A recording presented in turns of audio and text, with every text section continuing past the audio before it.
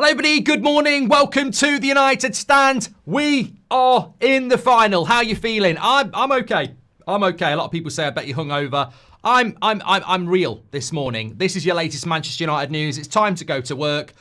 We've got talk that Arsenal are in talks with Cunha. Gyokeres has sent his transfer message as well. And Man United are in the final. Yes. So look, how are you all feeling this morning? Got a great message here from Rookie who says, me and my partner are getting married tomorrow. Could you please say hello to my partner, Caroline, and wishes a happy wedding day from to-be husband, Ross. There you go. Good luck tomorrow and congratulations. Love all that. And congratulations to us, Manchester United. We are in the final. But I tell you what, Amrim said after the game he's stressed.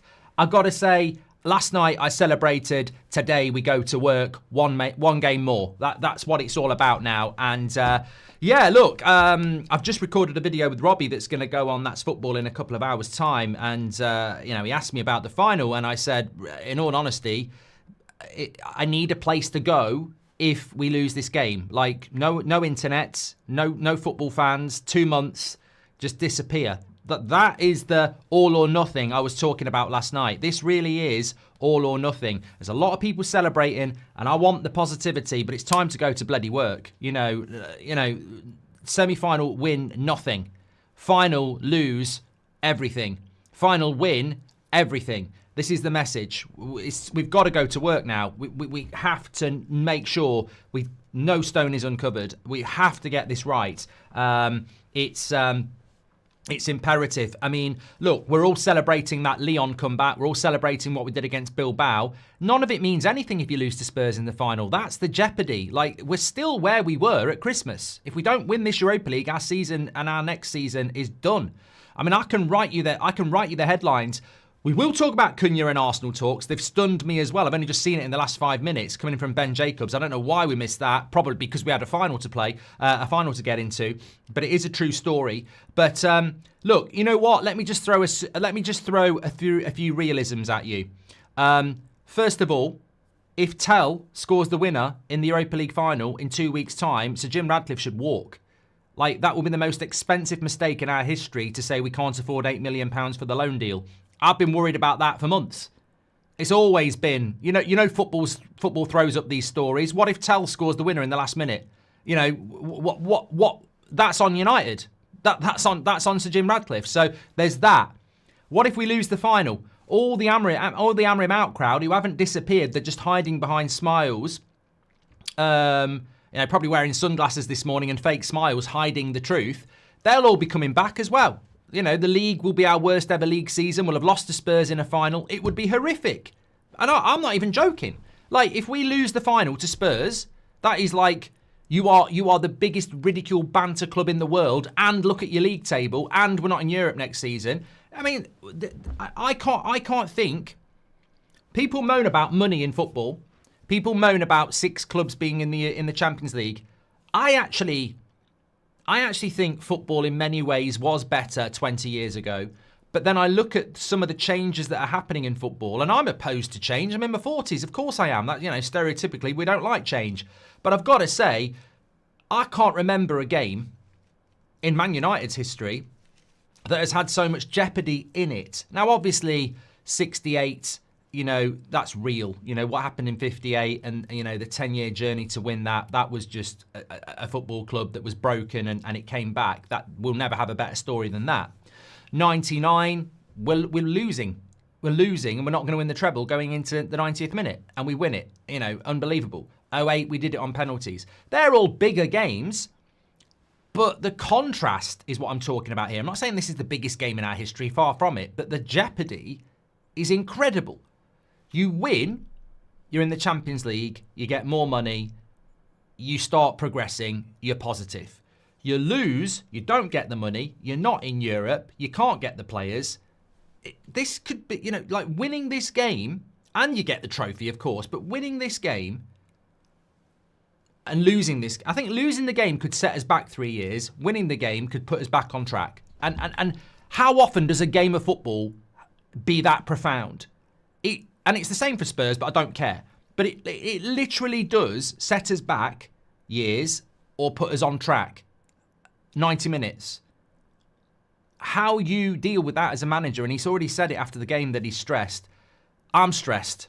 I'm excited, but I'm stressed. Seb said to me this morning before I took him to school, can I stay up and watch the game? And I said, yes, of course you can. But when he left the room, I thought, please don't ask me if we're going to win. I can't give you that as a father. I can't. I'm not saying you're my children. I'm saying that, you know, hypothetically to my son. I can't guarantee that win. But what I will say is, when you can't guarantee the win, it makes the win even better. When the win is under scrutiny and you win, that's when it becomes epic. So we've got an amazing game in 2 weeks' time. Absolutely amazing. And I think we have to I think some people might say, oh, you're being a bit melodramatic, this, that, and the other. I'm being real. I think we have to be real. We have to be eyes wide open. You have to know. It's like they say, you've got to appreciate the rain if you want the rainbow. And we've got to understand the pitfalls if we want to survive. You know, it's like Batman when he climbs out of that big hole in Dark Knight and Rises. And, you know, it's a risk. He's got to make the jump. If he misses the jump, he's going to break his neck. But if he doesn't take that jump, he's never going to escape. And that's pretty much United. We've got to make this jump. Nobody's, you know, we've got to. And if we make it, we're out. If we miss it, we don't get another chance. We fall a long way and we break our neck. And that's where we're at. It's exciting, but God, is it stressful. I actually don't really care about Spurs in this. I don't really care about what any other fan thinks. I'm not interested in the banter final. I'm not interested in...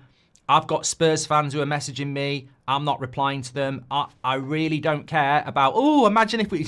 I don't give a shit about your smiling emojis. I don't care about your banter. I'm not going to sit there with a Spurs fan and have a chat before it. I'm deadly serious. Like, this is not banter. This is not fun.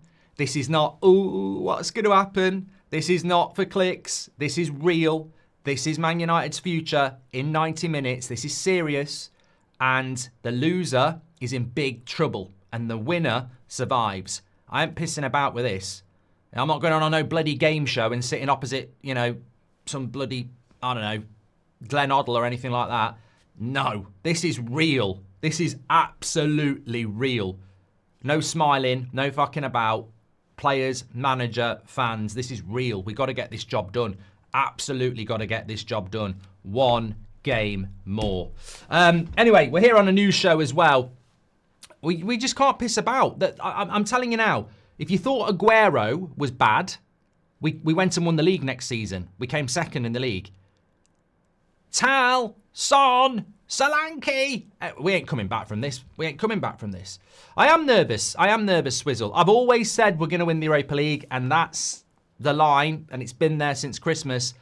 I think we're going to win it, but I appreciate what I said last night as well. I don't want the favourites tag. Where's all this favourites tag come from? Hold on a minute. Talk shit. Sky. Ex-players. Journalists. Amrim out. Oh, I thought we were shit, lads and ladies. I thought we were a joke. Amrim, you know, I thought we were absolutely shit.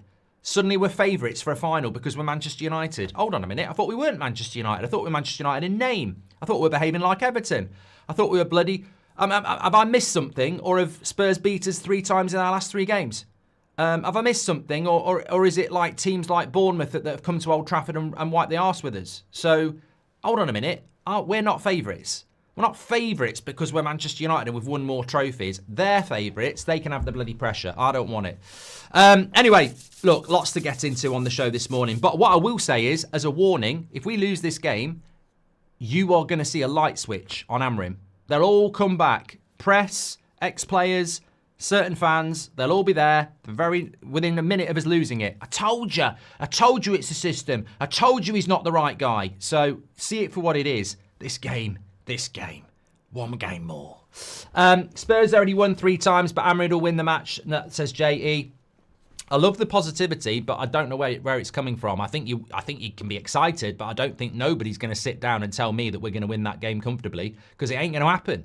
A positive is that a lot of these players had a similar situation in the FA Cup against a much better City team. That got us Europe last season. That experience has to count for something, says Patrick. I'll say it again, we all know the issues with Man United, but we've got one shot, one game to salvage something. Let's win it first, sort the rest out later. We're winning this, says John. Hi Mark, cheers from Macedonia, says Marco. One day there'll be a documentary of this season, says Orange. And me and I've done that one from Rookie. Well, yeah, get your thoughts in. Thanks, everyone. Okay, let me hit a bit of news this morning, because it is a news show. We can always divert back. We know that. But some big news coming in this morning. I completely missed it. I've got to put my hands up and say, I did a Timo Werner. I missed this, and I don't know why I missed it, but I did. So Ben Jacobs has basically said this. Arsenal have had fresh contact for Cunha, with debate within the club over making a move. There is a new meeting scheduled between Arsenal sporting director Berta and Cunha's camp. Newcastle are also still in the race. What the hell is going on here? What the hell is going on here? What the hell is going on here? Like, I'm sorry, forgive me, but I'm still labouring under the here we go soon story from 2 weeks ago. I'm still labouring under Cunha wants Man United. What do you mean he's having talks with Arsenal? What the hell? What the hell was all that all about? Goes on to say Man United are still viewed as the front runners for Cunha, and talks over terms are set to continue in the next few days. Cunha has already agreed to the sporting project, and discussions over financials are ongoing. He wants to decide his next club before the season ends. I'm not having this. I tell you what, if this turns into another bloody Griezmann, I'm going to lose it. I'm going to absolutely lose it. Get the bloody deal done. I'm not having Cunha like being, yeah, wants to come to Man United, doesn't care about Champions League football, wants to be part of the project, wants to come to Man United, and then, oh, he's off to Arsenal. We're not doing this. We're not doing this. And this is what I mean about thin ice. You win the Europa League, you sign Cunha, we'll talk about Gyokeres in a minute, happy days. You lose the Europa League, Cunha goes to Arsenal, Gyokeres goes to Arsenal, and we're, so, look, I can only give you the news. Some people are saying it's a load of BS. Hopefully it is, but that is there, and I missed it last night because obviously we were very busy. But that came in at about 6:30 last night. It's on the MUFC MPB page. It's from Ben Jacobs. Arsenal are going to hold talks and are considering making a move for Cunha. They were very close to doing something with him in January. Look, I can give you two scenarios here. Worst case scenario, Arsenal had said they're not interested, so Cunha decided he was going to Man United. Now Arsenal are interested, he pricks his ear up and goes, that's where I really want to go. Best case scenario, he just wants to come to Man United no matter what. He's going to listen to other offers because that helps him go back to Man United and say, they're offering me this, are you going to offer me more? And you're basically just trying to get your best wage, but you want to go to Man United. They are the two scenarios. I'm not going to tell you what I think's happening here because I don't want to be the prat that goes, I don't think he cares about Arsenal, he wants to come to Man United. I hope that's the case, and I hope that's the update we're going to get. Look, in fairness, pretty much everybody is saying that. But you can't dispute the fact that that is a story coming out about Arsenal holding talks with Cunha. And we've got no divine right to say, why are you having talks with Arsenal? Why are you having talks with Newcastle? If I was an agent, I would have those talks just to see what they've got to say. But yeah, maybe it's not the open goal we thought it was. Maybe there is a little bit of maneuverability here, but it can only be enhanced by us winning this game in 2 weeks. I think all roads go to Bilbao, and I think if you win, there's nothing Arsenal can really say. There's nothing Newcastle can really say because we're in the Champions League as well. So it all comes back to that, doesn't it? But am I concerned about that this morning? I'm more concerned about Spurs in 2 weeks, to be honest with you, because if we don't win the Champions League, we might pull out the deal anyway. Sorry, if we don't win the Europa League, we might pull out the deal anyway. But yeah, I suppose what I will say is it was about 2 weeks ago when we were told here we go is going to be coming very, very soon. And we're 2 weeks later. I don't class that as very soon. I'm sorry. And this is why when people say something's close or, it's getting really close, I'd rather people said in the next week. because 2 weeks ain't very close in my book. You know, it isn't. So what's going on? Were we led up the garden path a little bit? Look, his release clause doesn't kick in till the end of the season, but that doesn't mean we can't get a deal agreed. Yeah. Sal says, the only player who scares me is Onana. He's lost 2 finals, says Sal. Look, we've got to be careful of Superman in the final, haven't we? I mean, is it a bird? Is it a plane? No, it's Onana going with 2 hands for a shot. He should go with 1. But we've got to build these players up. That's what we've got to do. So, yeah. We've got to build these players up for the final because the best we've got. Onana has to be the goalkeeper in the final. Has to be the goalkeeper in the final, of course. The second story I wanted to bring you was coming in from the Telegraph yesterday, and it effectively said that in relation to Gyokeres, Victor Gyokeres is expected to prioritise a move to Arsenal over Manchester United.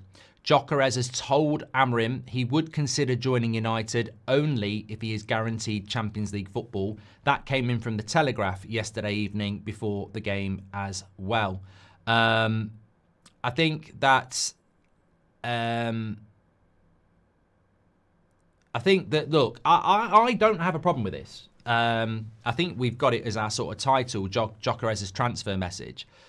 I think some people tried to twist this because of what Amorim said a couple of weeks ago about we only want players who want to play for Manchester United, not players who want to play in the Champions League. And we had a bit of a back and forth on this. I genuinely don't care. I don't think there are many players out there that are going, look at what Trent's done with Liverpool.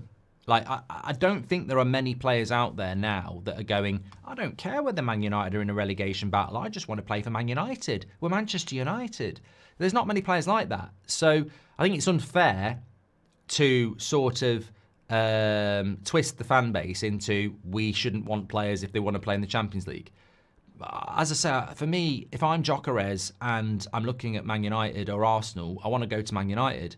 But if Man United lose that Europa League final, I look at the next 3 years and I go, that club's fucked. I'll go to Arsenal. I understand that. I don't think that's a mercenary. I think that's somebody who is ambitious and wants to win and looks at the pathway of 2 clubs and quite rightly picks the right one. We can't say we don't want Gyokeres because he's saying, I want Champions League football. We should be saying, okay, well, we're focused on our own battle, and if we get the Champions League, the buzz of that, we go, let's go and get Gyokeres. I'm happy with that. That's the way I would go with it. The intriguing thing for me is that we keep being linked to him, and we have got this opportunity in the final that 2 weeks ago, I don't think anybody was predicting that we were going to get through Bilbao so comfortably. And a lot of people said that was the final. So, look, we have to turn the Spurs game into a win. We have to turn that into the final. But I have got no problem at all with Man United winning that Europa League final and then going after Gyokeres. And I don't know why anybody would, because he wants to play in the Champions League. I mean, is that not the message coming out about Liam Delap? He wants to see what's on offer at the end of the season as well. I mean, Liam Delap's not there going, I'm going to Man United, I'm going to Man United. He's going to look at the options, and if Chelsea are playing in the Club World Cup and in the Champions League, he's probably going to sign for Chelsea, isn't he? Even though we've been told that we've won that race, what I'm saying is he's clearly going to wait till the end of the season and have a look. And that, I think that's what everybody would do. So, yeah, I mean, Emily's right. The Gyokeres story is not something we don't know. A player like that would always want to be in the Champions League. I agree with you, Emily. I just think some people have a problem with that. And I've seen people go, wow, if he wants the Champions League, let's get Delap. But I don't see a problem. It might happen with Cunha by the sounds of it. What if Cunha speaks to Arsenal, really likes it, and just says to United, if you're not in the Champions League, I'm going to go to Arsenal. I haven't got a problem with it. I actually don't have a problem with Cunha saying to Man United, I'm going to Arsenal because they're in the Champions League and you aren't. That's our fault. Some people get very pissed off. What would piss me off about that is that we've been told he's basically coming to Man United. That's sort of what I'm going, what's going on here. Because we didn't reveal that story. That wasn't our source. We've reacted to this story because of a load of other people saying Cunha wants to sign for Man United and it's really close. Here we go, it's coming soon. And now we're getting, he's in talks with Arsenal. So I'm sort of like, I'm not pissed off with Cunha if he signs for Arsenal. He's got every right to speak to every club he wants to speak to. I'll be pissed off with us being led up the garden path that apparently the deal was very close to being done. But honestly, if I hadn't heard what we've all heard, that this deal's very close, I expect Cunha to sign for Man United because that's what we've been told. If I hadn't heard that, I'd be sat here going, I think we need to win the Champions League to get him. Because if other clubs like Arsenal and Newcastle want him and they can offer him Champions League football and they're better than us, why would you not choose them over us? I don't have a problem with that. You know, for me, Man United's the be-all and end-all, but I understand in the modern game that footballers aren't fans. And I understand that you're going to go where you can play the best football with the best team in the best tournaments. I don't have a problem with that at all. If Cunha chooses Arsenal, I don't have a problem with it. Logically, I completely understand it. But the problem is we've been told he's going to choose us, and that's what will piss me off. What's gone wrong there then? Because I don't think the journalists have got it wrong. I don't think Fabrizio Romano puts it out there that here we go's coming soon, and then Cunha signs for Arsenal if we don't win the Europa League. I think something's gone wrong at United, if that happens. But I still stay true to we've had too many people saying that Cunha wants to come to United. So I think it will still happen, but of course it's a concern. And it's the same with Gyokeres, and it's probably the same with Edison, and it's probably the same with Frimpong, and it's probably the same with any other player that we're going to get. I think you've got to, the Bilbao leads to more than Bilbao. It leads to a lot more than that. Yormar says, would you start Garnacho in the final? You know what? Look, in relation to how we assess our players, I just think there is an education piece for us all. All of us. Every day is a school day in football. We learn something new. Nobody is the oracle. And this is like, I was asked what a hipster was on That's Football the other day. A football hipster. And a football hipster is somebody who takes football, overcomplicates it, and then pretends that only they know the secret code and you can only learn it from them and years of what they've done. Bullshit. Football's the most simple game in the world. Anybody can have an opinion. A 6-year-old can have a good take. A 90-year-old can have a good take. It doesn't matter. Football is a universal sport and is absolutely open to everybody. But what I think people try to do is they try to write rules. And it's very difficult to write rules in football about players. Because if I sit here and say Garnacho shouldn't start the final, what if he plays against Chelsea and scores a hat-trick? Of course he should start the final. If I say to you, like I did, Casemiro's done, we need to get rid of him, then he does what he's done in the last few games, we miss out on that. So it's never over for a player. It's never over. And it's very difficult to go, oh, this, that, and the other. What I do know is for the next 2 weeks, I don't think any player should be getting any shit. I don't think any player should be under, scrutiny of transfer or being dropped. We need competition for places. We've got West Ham on Sunday. I won't be surprised if we win. And people will go, well, our Premier League form's terrible. Mate, you're going to be really surprised. I've played the game. I've seen this happen before numerous times. You'd be surprised how many people get fit. You'd be surprised how many people start playing well 2 weeks out from a final. Because they know, like we know, this game is enormous. And we know, I would hazard a guess, there'll be more people watching the Europa League final than the Champions League final. I don't think that'll ever get publicised, but it's a bigger game. PSG against Inter won't match up to Man United against Spurs. It won't. This game's huge. And everyone's going to want to play in that game. So, look, West Ham might have been a bit of a hindrance to the players, but it won't be any more. People will be like, I'm playing for a place in the final. I wouldn't be surprised if we beat West Ham quite comfortably on Sunday, and I wouldn't be surprised if we go to Chelsea and get something as well, because I think suddenly levels are going to go up. So I wouldn't be ruling anybody out of the final at all. At all. I really, really wouldn't. And I think that, when I look at Garnacho, people want to slag him off. They want to slag Dorgu off. But I look at Garnacho and Dorgu and I go, pretty much since January, they've been available and played every game. Ahmad's not been available, he's been injured. Mount's not been available, he's been injured. But suddenly, I want Mount and Ahmad in the team and I want Garnacho out of it. And I think, hold on a minute. We are fans of this football club. So when those two were injured, who had to play every week? Who was turning up every week? And that doesn't mean he starts in the final. That's not what I'm saying. What I'm saying is, I think sometimes we're a bit harsh on these kids who have stayed fit and been there every week. And that's not Ahmad's fault he's injured at all. What I'm saying is, though, let's not turn on our players ahead of a big final, because who knows what can happen. Competitions for places is really, really important. It's really important, and that is what we need to see, without a shadow of a doubt. And look, you know, as I was saying about Yoro last night, obviously I've had a sleep now. I haven't had any wine this morning. I said last night that Yoro's the best centre-back I've seen play for Manchester United at that age, 19 years of age, and I still can't think of anybody. He's not the finished article. He's not without, weaknesses, because he's 19. But I have never seen a centre-back at 19 play that well for Manchester United. Look, people talk about Rio. At 19, Rio was still making mistakes for West Ham. He didn't move to Leeds till he was 20. Didn't sign for us till he was 23. So people trying to compare him to Rio Ferdinand, you're having a laugh. You're having a laugh. You know, potentially he's going to be better, because at 19, he's way better than what Rio was. And I remember Rio at West Ham. He was making a lot of mistakes in a West Ham team that didn't have the pressure that Man United had got. So very exciting player. You know, Thierry Henry's in the mud. Arsene Wenger's had a sleepless night, and United are in the final. But there's a lot of work to be done. And look, you know, in relation to Mason Mount, like, I've seen a lot of people, quite rightly, he won man of the match last night. People have been giving him praise, this, that, and the other. And he deserves it. He's not back. You know, he scored 3 goals in 2 games against Brentford and Bilbao. He's not back. Being a Man United player and being back is doing it week in, week out for 2 or 3 seasons. And that is going to be the question. And that's what we need to see. Look, I thought what Amrim said about Mason Mount after the game was fantastic. He basically said, you've got a kid here who, you know, trains the right way, eats the right way, ice baths.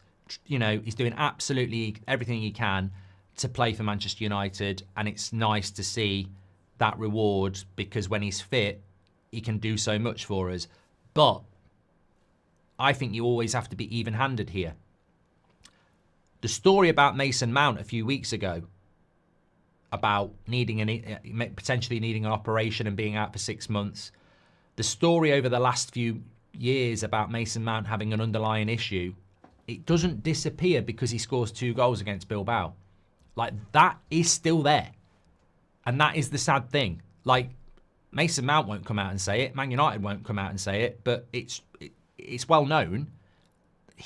There is a real big issue with how you take this talented player in his mid-20s and make him a footballer on a consistent level. The ability is there. It's quite clearly there. But he could get injured tomorrow and be out for another 6 months. He could have that operation and be out for 6 months. Fingers crossed, the miracle will happen. He'll never get injured again, and we'll get what we thought we were buying. But he is still going to be that player that might frustrate everybody when suddenly he's injured again for 3 months. That's the problem they have with Mount, and it's not his fault. He wants to play. It's not Amrim's fault. He inherited it. It's just one of those things, and I think we're all just, all I think about Mason Mount is, can he get through the next 2 weeks? Because he's been fit for like nearly 2 months now, which when you look at the last 2 years is probably the longest period he's been fit. So you're always feeling with Mount that tomorrow could be the day that he's out again. Just, can he get through the next 2 weeks? Can he stay fit? Because when you look at that final, Ahmad, Mount, Garnacho, Bruno, it gives you a lot of options in the area where we're going to win the game. That's where we're going to win the game. That's why we're looking at Cunha. The attacking midfield positions is where we're going to win the game. And we saw the difference that Ahmad made yesterday. It was huge. Absolutely huge. Mark, with Cunha, I guarantee it's not the player. It's the clowns dragging their feet again, like Elise, says Martin. I tell you what, Martin, if we mess this deal up again, like we messed up the Elise deal again, Sir Jim should just piss off. Like, we can't do this twice for the same type of player again that would have been absolutely transformative. I think he's going to play Garnacho and Ahmad at Cam, and then Bruno and Casemiro centre midfield in the finals as Trey. I can live with that. I mean, look, I think that Trey has made a great point. and I'd be very interested to know whether you're watching live or if you're in the live chat. I think you've got to start having that thought process about what your ideal team for the final is. I know we always say we'll leave it to the preview, but for me, and I'm sure our editor's going to clip this up perfectly, but I want you to put yours in the comments because it'll be interesting to see in 2 weeks' time what we actually end up with. But right here, right now, if I'm picking a team to beat Spurs, I'm going Onana in goal. I'm going Dalot, right wing back. I'm going Dorgu, left wing back. I'm going Mazraoui, De Ligt and Yoro. I'm going Casemiro and Bruno. I'm going Ahmad, Garnacho and Rasmus. And I've got Mount as an impact player. I've got Maguire as an impact player. I've got Ugarte if I need legs. But that's my best team. And people are going to go, what about Maguire? What about Maguire? And Maguire's been fantastic. But I think Yoro, De Ligt and Mazraoui is our best back three. I thought Maguire was a little bit shaky last night at times. He's a brilliant, brilliant leader. And he's a brilliant, brilliant player for us. But I want to win this final. And I think Solanke, Son, Kulusevski, they're technically quick players. And I just think we'd be better off with Yoro, Mazraoui and De Ligt. That's what I would do. But look, would Amorim leave Maguire out? I don't know. Will De Ligt be back fit? But that's the team I'd go with. Will Dalot be back fit? I don't know. It's difficult to see if Dalot can start. If Dalot can't start, you put Mazraoui at right wing back and you put De Ligt next to Maguire. So look, but you know that's sort of what I'm thinking. I think the reason I would put Bruno into the midfield and not play Ugarte and Casemiro, and it's a risk, but the reason I would do it is I think Spurs high line, Ahmad, Rasmus and Garnacho, it's got movement, and I think we've got to look for that. But he might go a little bit more defensive and play Ugarte, Casemiro with Bruno and Ahmad and bench Garnacho, which again might not be a bad idea because you can tweak it. This will be a game of chess. I mean, look, I had a nightmare last night. Obviously, I think we were all dreaming about it. I had a nightmare last night that Casemiro got sent off in the first 10 minutes. Game over. I'm hoping that Rasmus goes up to Romero in the first 2 minutes and says something, that winds him up and gets him sent off because he's a hothead. But look, we can pick and turn and twist and analyse, but the reality is that's going to be a pressure cooker game. And, at the end of the day, Ange always wins a trophy in the first 2 years. Slot says all he did was top fitness for his players. Tactics, nothing much. Amorim has a mountain to climb. Also, do you think our midfield is strong, says Aki. I don't agree with Slot, by the way. I mean, I just walked it. It's like the guy off The Office, isn't it? Yeah, I was go-karting once and somebody had accidentally left the ramp out and I'm going really, really quick, about to break the world record on that track. And I went over the ramp accidentally because I was going so quick, and the instructor, safety bloke there was like, oh my god, he's definitely dead, I flipped it up in the air, landed on my wheels, broke the record and went, what was the problem? Bullshit. And Slot coming in, if he said, oh, it was just about fitness, I didn't do anything with the tactics, what a load of crap. It's the Premier League. You don't just send your players out and tell them to, you're fine because you've done a bit of running. The tactics are huge in football these days. Look at how many too much tactics in these days, I think. Play out from the back, system, passing lanes. Hello, Mark. Can we talk about how every player that went away from United are doing well? Anthony with a banger on his right foot. McTominay can't stop scoring, even Sancho. MVR, okay. We can talk about it very, very quickly. And my answer is this. Are Man United in a Europa League final? Was that the best we could hope for this season? The answer is yes. Well done, McTominay. You were sold by Ineos. Well done, Anthony. We're going to get the money. Well done, Sancho. You shouldn't be at our football club anyway. We're in a final. Couldn't give a toss.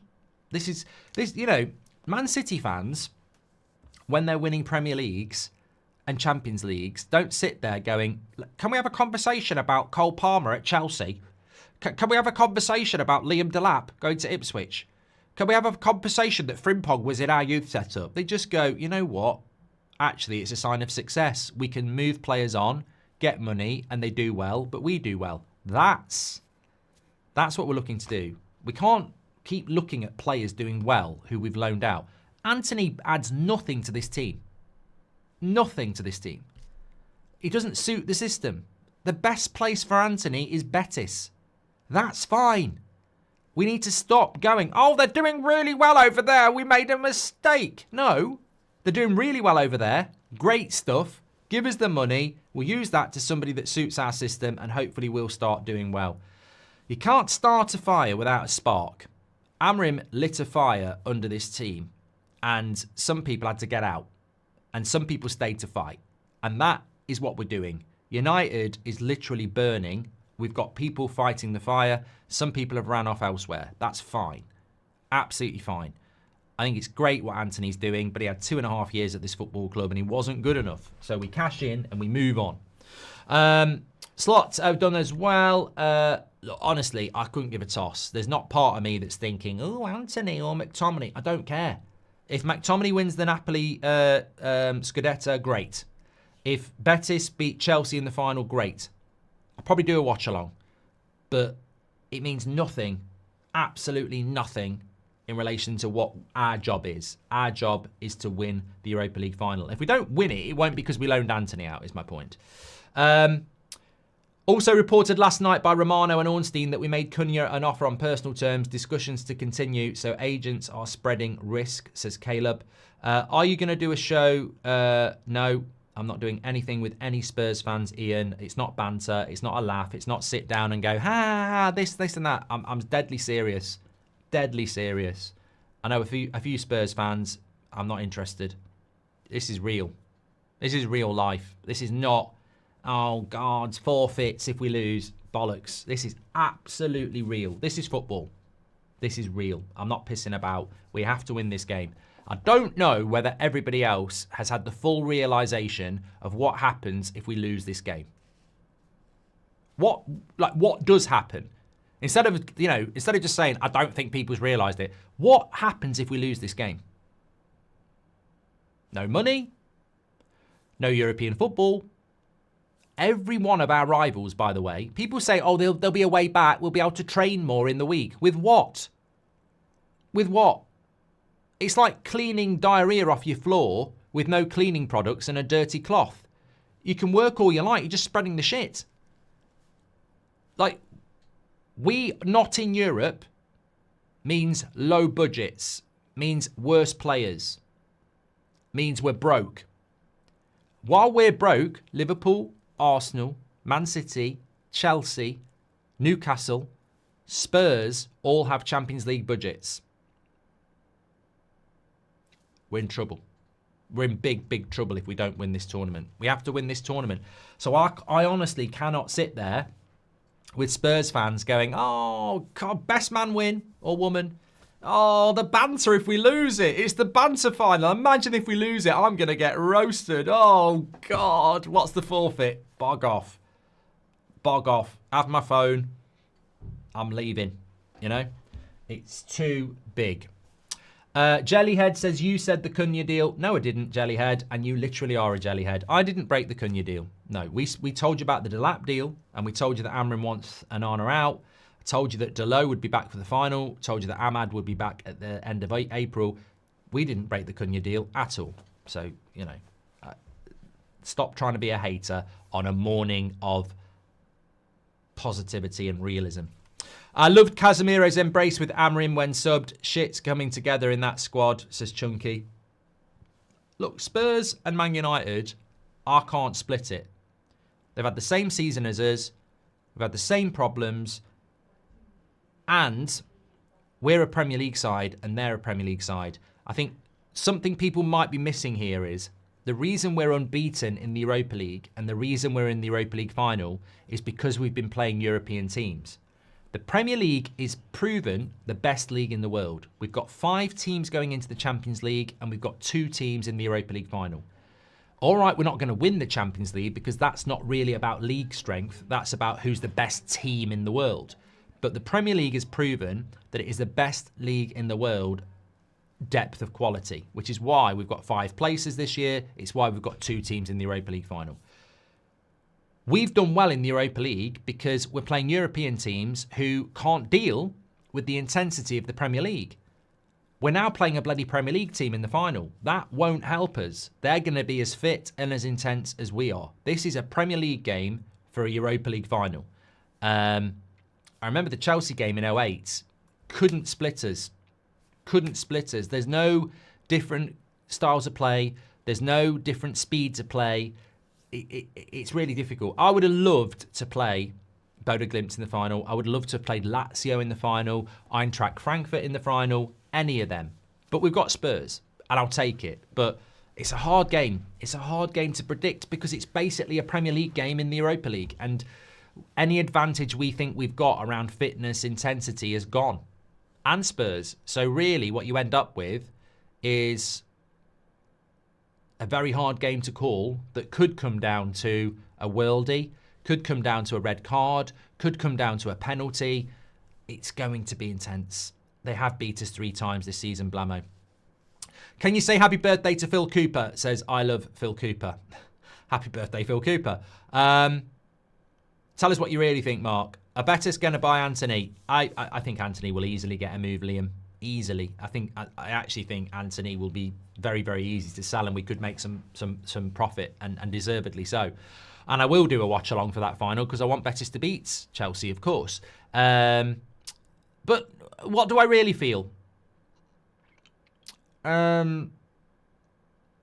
Relief.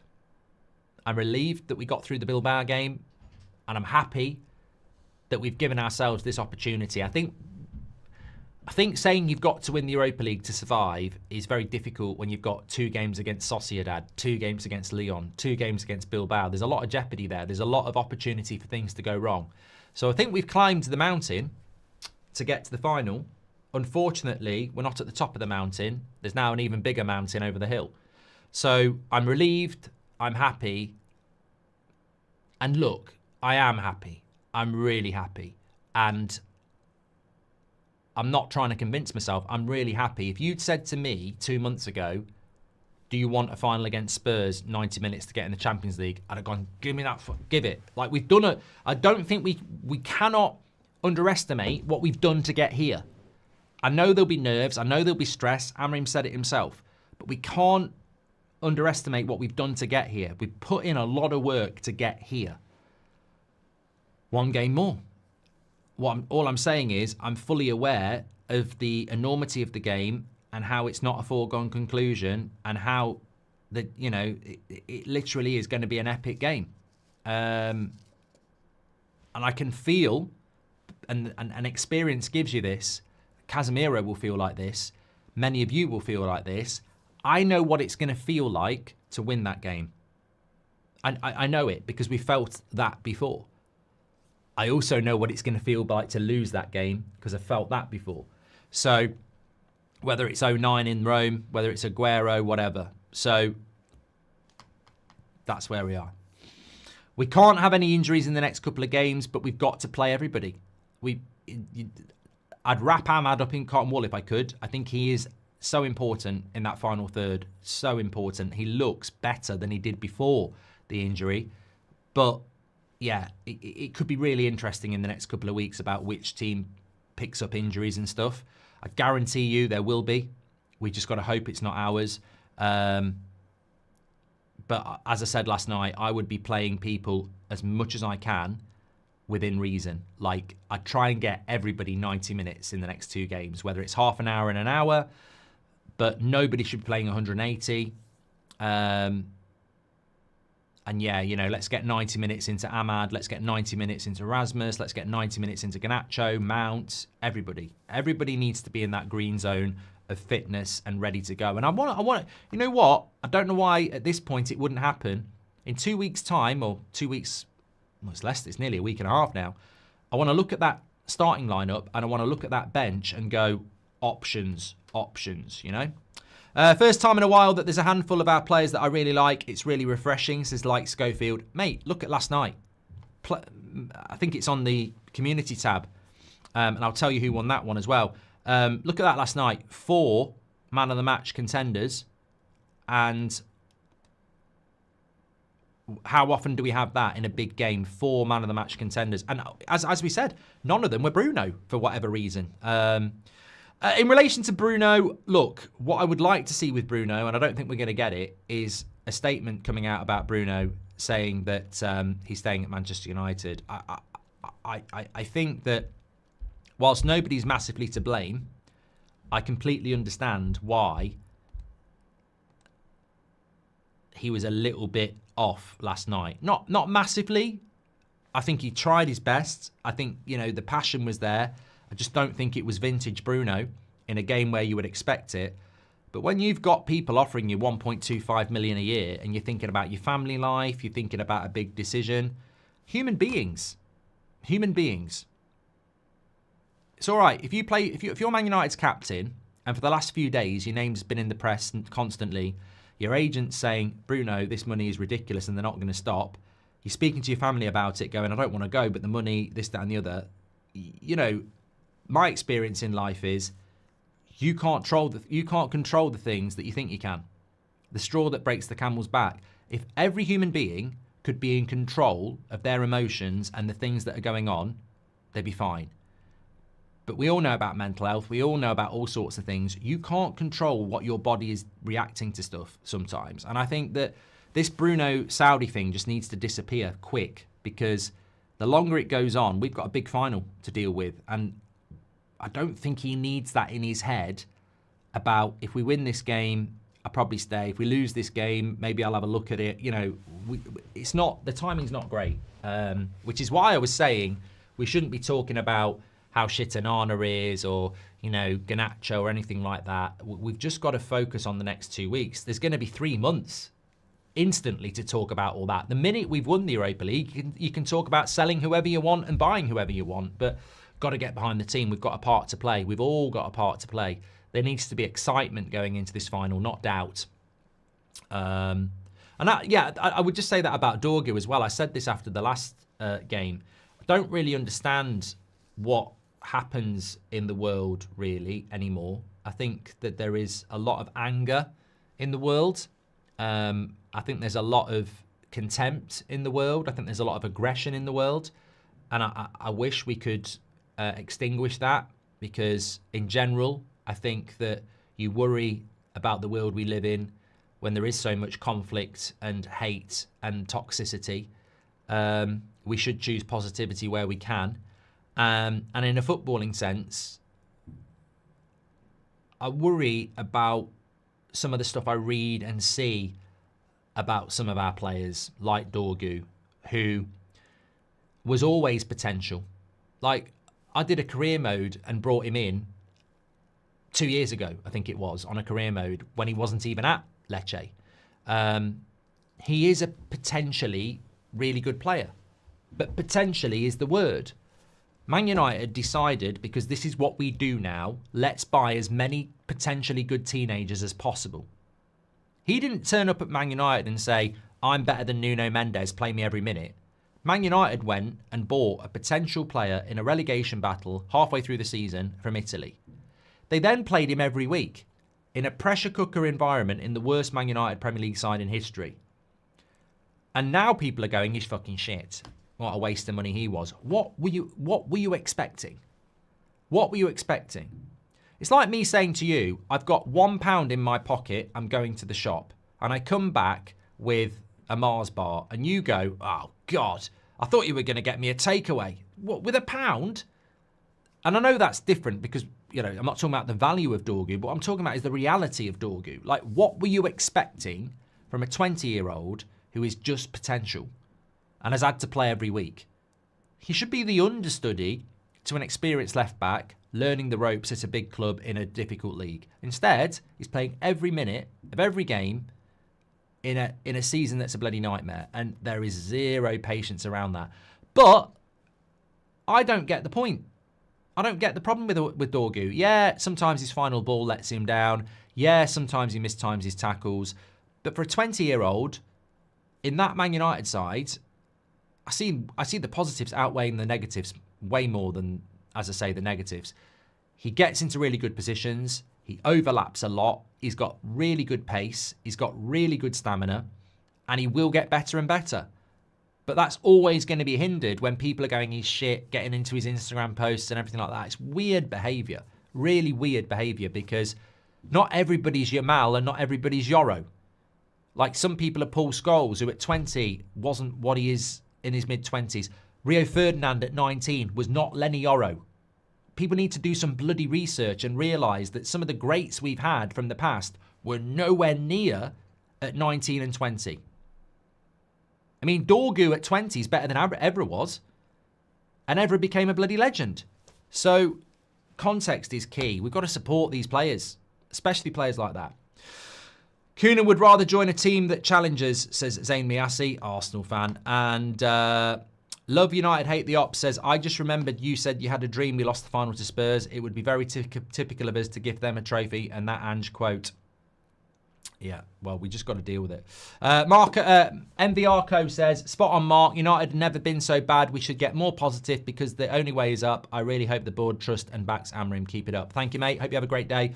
First time in a while that there's a handful of players that I really like. It's refreshing. Right, I'm going to go and get a cup of tea.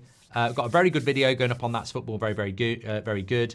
Very soon. Robert McCormack says, if Agate is the answer, it can't. If is Agate the answer, it can't start the final. Robert,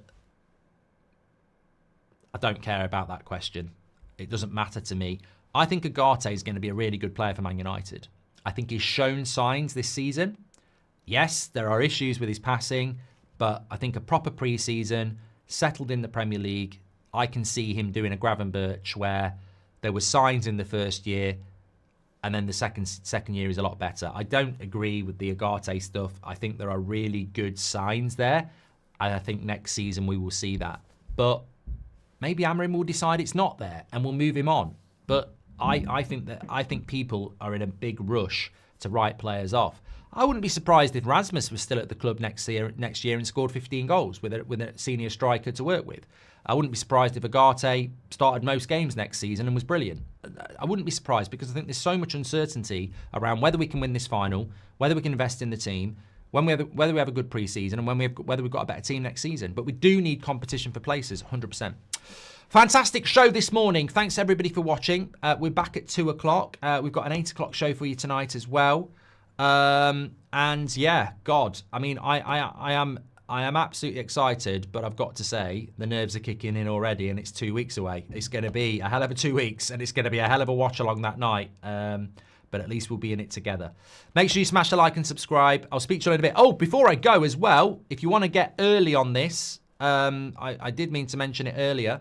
If you check around the tags and everything like that, we've actually got a new bit of merch that's dropped for the final. It's very Bilbao centric. It's we did this for the we've done this for every final. We did it for the FA Cup final last year. So if you want to get yours while you can, we do ship them worldwide. Commemorative bit of merch heading to Bilbao. Get yours now. We will be live at 8 o'clock, Mike. Yeah, we've also got Euro t-shirts as well that we did from last summer. So check them out. Thanks everyone for watching. We'll speak to you all in a bit.